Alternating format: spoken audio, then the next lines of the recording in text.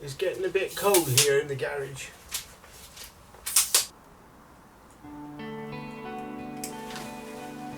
The idea is my grandfather had a wonderful shed and he used to smoke cigars.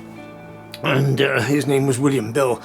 And he said, you know, I do like these cigars, they're called Will's Whiffs, which were, they obviously Will's Whiffs. Probably infant school, and I used to pop into my grandfather's shed and I could smell these cigars, you see. And the thing is, it stayed with me, that ambience, the aroma. And I thought, crumbs, I come in here and I've got this wonderful memory of my grandfather. And it encourages me to paint. And when oh, look at this. Oh, how about that? Hang on, I'm just going to adjust this camera a minute. Just adjust this. Hang on. Here we are. There we are. I think I got it. Oh, hang on. I've got to press this button here. I got it. Yeah. My grandfather's shed used to smell of cigar smoke, and it was beautiful. The ambience now I have here in my garage studio, and it does help me paint, you see. I can paint much better with the comforting smell of cigar smoke, and it's something I can't describe properly. I just remember my granddad being a wonderful person, and he used to smoke the cigars, and he used to show me how to make things out of wood, and I could repair my shoes and all the rest of it like that. Old skills, old-fashioned skills. But it all comes back to this cigar smoking. It's, I mean, I've seen some women smoke cigars and what have you, but there's the gentleman's club, and some guys smoke these big, hang on, I'm looking for an example. I'd probably normally smoke half of one of these, and then I snip it with a pair of scissors, not to economise, but really not to smoke too much of the cigar, because they're quite addictive. You know, it's I'm going to stub it out and save this for later on. There's one problem. I think maybe if you snip a cigar out, and I'm not a cigar expert, I'm talking a lot about cigars, aren't I? That's enough talk about cigars. I'm going to show you some of my paintings, and I've been painting ferociously. Oh dear. I'm popping out with my son Tony, who's a very interesting chap. He's got some wonderful skills, and he is apt to filmmaking and editing. Also, he has other skills. He's very creative, he's very fit, he's very active. The beautiful thing is, he's my youngest boy. I've got 3 boys and 1 daughter, and he's got some, let's say, how can I describe it wonderfully? He has a gift. I haven't got the skills to edit film, and he has a gift of processing and managing shots out of this camera and some other cameras that we do have.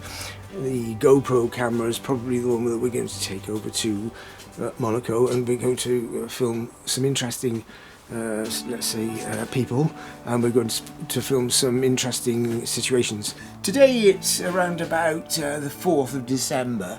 We just got through Christmas and the New Year, and there was some wonderful celebrations in the family, but the idea is with me personally that I haven't stopped painting, creating and making, as I say to myself, works of art. I do like portrait painting, I do like faces, and I do like painting nudes. But the abstract is a wonderful release. It's very personal, and your mind goes into a huge depth which is connected to upstairs, to God, and God sends down the information for you to paint through your fingertips. It is coming from an external source. It's coming from outside, which is quite interesting, isn't it? I thought the genius was in here, but it's not. It's being sourced. It's being transmitted from outside, around us, above, wherever. And the idea is everything we do, sports, forms of creativity, ballet, singing, playing the guitar, blah, blah, blah, blah, and all those other things, they all come into us from an external. It's in our head up here, thereabouts. I'm not sure if my brain's there actually, but there we are. It's a gift. It's a gift from above, and it's a wonderful gift. And if you appreciate it and say thank you to your father upstairs, because we're just children in the play den, at the end of the day, I do remember, let's say, Roy, what's his name? Roy Lichtenstein. He had his studio in New York, and across the road he used to go for lunch with his wife while he was painting in his beautiful studio. And he mentioned the fact in one of his documentaries, he said, I'm having breakfast here with my wife and it's very practical and it's very lovely and all the rest of it, but I'd be more than happy to go back, he said, to my play den, which was, yes, we're all children and we all enjoy the play den, building blocks and what have you, and our favourite rag doll. The thing is, here is one of my play dens, and I've got a few other ones that I'll show you in due course. They're where I make sculpture and I weld bits of metal, and I've got wood here ready to turn into sculpture. I'll show you it just now. These pieces of wood here, and they're part of a palette. I find them quite wonderful just to look at. Or some people might say, oh, there's something wrong with you. You've got a bloody screw loose, and the truth is, I'll admit to it, yes, I must have a screw loose, but what a wonderful screw to have loose. I used a chainsaw to cut this, and the chainsaw obviously zipped through that nail by there. Look at that.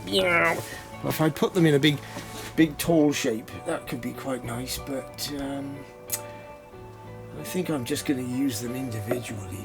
So as well as painting, I'll paint for another couple of days, and then I'll turn into producing wood and other mixed medium like plastic and string and glue on some bits. I like jewellery as well. I've got some work that is jewelled, and I'll probably add some light jewellery to these wooden sculptures. And although I've just shown them to you in a raw form, the idea is when you see them being worked on, they're going to resemble something completely different, and we all know that they've come off a palette and what have you. But the idea is I'm going to put a tremendous amount of external receiving energy into these, and we'll see where they take us, and I'm very excited about them. At the moment they're probably 2 weeks away from being developed, so that's I should imagine 2 weeks in an artist's life isn't that very long. Even 2 years in an artist's life isn't very long. Well, hey, I really appreciate you watching my babbling and my description of art in the world, and hopefully we'll get the one or two next videos along. We'll probably be jetting off to Monaco, and we'll have a bloody good time out there, and we'll show you some snippets of what fun that we've been getting up to. So hey, thank you for watching my video, and God bless you all. And do I love the world? Yes. And do I love the people in it? Of course I do. And ultimately I love my Father upstairs, God. Wow, how about that? Well then, goodbye for now.